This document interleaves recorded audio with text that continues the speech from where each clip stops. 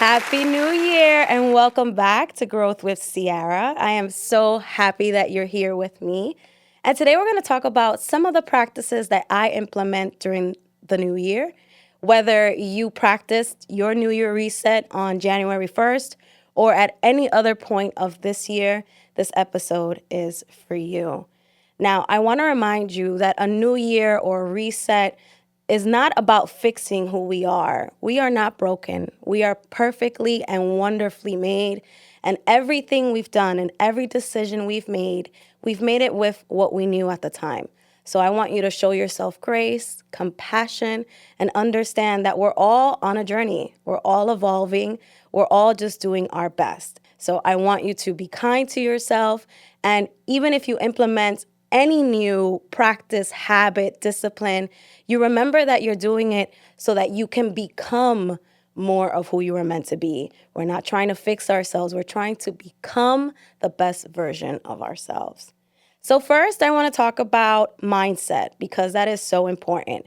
Without adopting the right mindset, there's no way for us to change our habits. You can change your mind today. If you don't like where you are in your life, all it takes is 1 second, that 1 second, that one decision to decide that you want more. So forget about the past, release anything that happened in your past, and step into the new version of you. You can decide that right now. So in order to adopt new mindsets, we have to first be mindful of the information that we're ingesting. What we ingest, we manifest. So in order to change any area of our lives, we have to make sure we're looking at information that is relevant to that topic or to our expansion. We need to make sure we're taking in content that is also supporting that change. And for me, one of the greatest shifts in my mindset happened when I started reading every day. Now, I'm an Audible girly. I love Audible just because I also multitask during the day, and it's a great way to get my information in without compromising my time or my tasks. But of course, there are a lot of different ways for you to get your information, hard books, podcasts, etc. But you want to be mindful of the information that you're taking in. Because again, it's going to replay in your mind, whether it's consciously or subconsciously, this information is being digested by you. Some of the books that I'm going to share with you today are some of the books that I use during my morning routine or just books that have really impacted my life. So first, if you've been following me for a long time, my personal page or in my business pages, I have always posted this book by Iyanla Vanzant.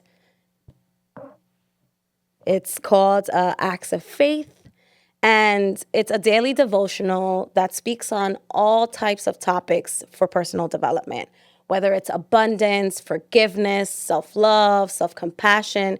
Each message truly impacts you, and it has been a standard practice of my morning routine for over 10 years. This is actually my third book because I mess them up so quickly. So if you are looking for something quick to read every morning, Iyanla Vanzant, Acts of Faith, you can get this anywhere books are sold.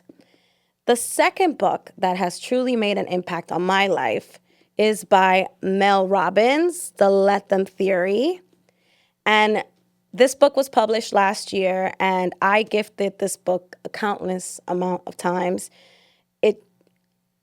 It's just the way she humanizes her experience and also coaches you through one of the biggest things that I feel holds us back, and that is control. We want to control everything and everyone. We want to control every situation, and we allow for others' behaviors to affect us because, again, we're trying to control the outcome or their reaction. The Let Them Theory is truly a godsend. For me personally, it helped me release control over situations that obviously I was not in control of, but also allowed me to just release and not stress. And the universe is going to move and time is going to pass and things are going to shift. And if we keep trying to hold on so tightly to everything around us, all we're doing is stressing ourselves out. And for me, as a very structured human being, because of my line of work, letting go of control has been a big, big lesson for me. So I suggest you to buy this for yourself or for someone you love. It's invaluable as a parent, as a partner, as a leader, if you manage teams, or just someone who's trying to live life a little easier. Mel Robbins, the Let Them Theory is just phenomenal. I can talk about that book forever. And finally, in the area of finances, I'm a director of finance in the corporate space. So finances and money management is very important to me, as well as financial literacy. But one of the OG books is Think and Grow Rich by Napoleon Hill. This book really speaks to wealth mindset. A lot of our habits, particularly when we spend our money, are rooted in what we believe about money. Is it a tool? Is it a resource? Is is it something that we use to elevate our quality of life, or is it just something that we throw away? And I think this book allows us to think bigger and expand our wealth mindset. And it's just a really good read to get you in the flow. If you struggle with money and fear of money, this is an easy read. And I think it will really shift the way you look at money and the way you look at building wealth. So Napoleon Hill, Think and Grow Rich, one of the OGs. It's a great book. And you can catch that also on Audible or anywhere books are sold. Next, for me, one of the greatest things that I have ever implemented in my life was 75 Hard a couple of years ago. 75 Hard is a 75-day challenge that has different components. The first component is movement, and that includes 2 workouts a day, one of them being indoors, whatever workout you'd like, and the other one would have to be outdoors. Second part of it is nutrition. You choose to stick to a eating plan, whatever suits you best.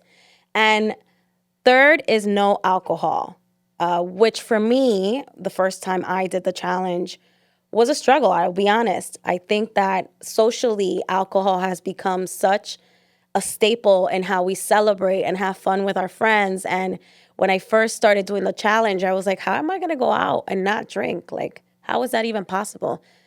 But again, it's just teaching us that we have certain comforts that really don't benefit us. We're just so used to the habit that we can't picture not doing it. But the first round of 75 Hard for me was so incredibly impactful, not only because, one, I enjoyed winter.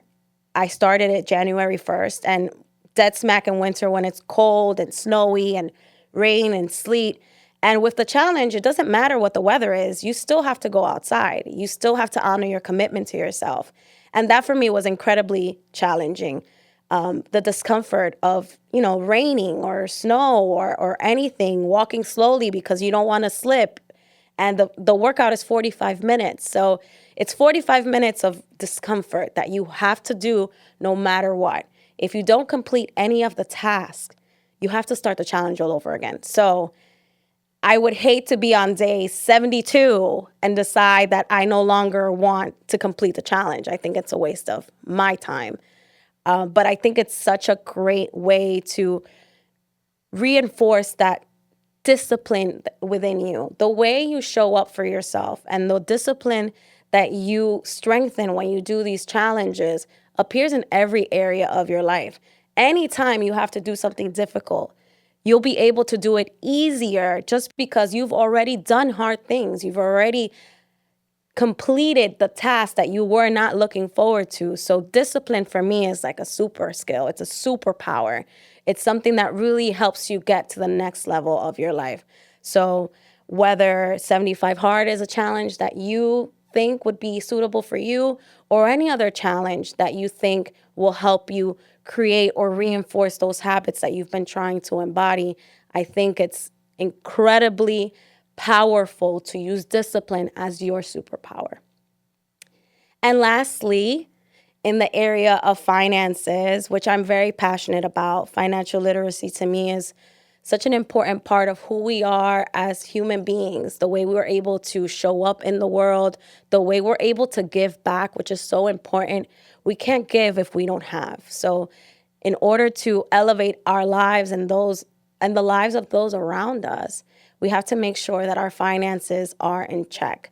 Now, success and wealth and financial freedom looks different for all of us, but I think we can agree that we want to make sure that our finances are at least covering our quality of life and that we can live comfortably. If we have children or a family, that we can provide for them comfortably. So the area of finances to me is always an opportunity to grow and expand. One of the best ways to take control of your finances is to create a budget. And I know for some people, talking about money or a budget or facing their financial reality is tough. Trust me, I get it. I've lived in struggle and I've lived in overflow, and I understand how difficult and humbling it can feel when your finances are not in order. But there are many ways for you to get better. And that is first and foremost through having an honest conversation with yourself about where you are financially. The best way to do that is to create a budget. Look at your spending, see where your money is going. Don't avoid it. Don't avoid looking at your credit. Don't avoid any of those things, because all you're doing is a disservice to yourself. No one needs to know your business. You don't need to put it out there. You don't need to, feel less than because maybe you haven't taken the steps that you felt you should have taken by this point.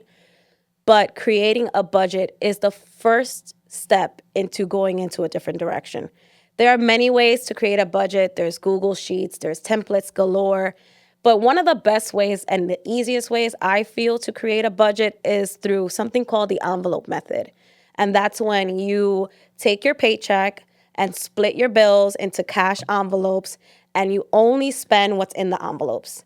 It is one of the best ways to kind of reset your spending and to also understand how much you're spending. Because if you put in that envelope $100 for groceries, let's say, and those $100 don't last you, 1 week, then obviously you're not budgeting accordingly. So it's an easy way for you to do that. Obviously, you would have to put all your debit cards and wallet away in a safe space, uninstall that Amazon app for a little bit. But it is an easy way to adopt a new habit without it feeling incredibly overwhelming. But it is a good way to establish some sort of discipline when it comes to your spending. Now, we've spoken about all of these different habits and all of these different practices that you can implement in your life.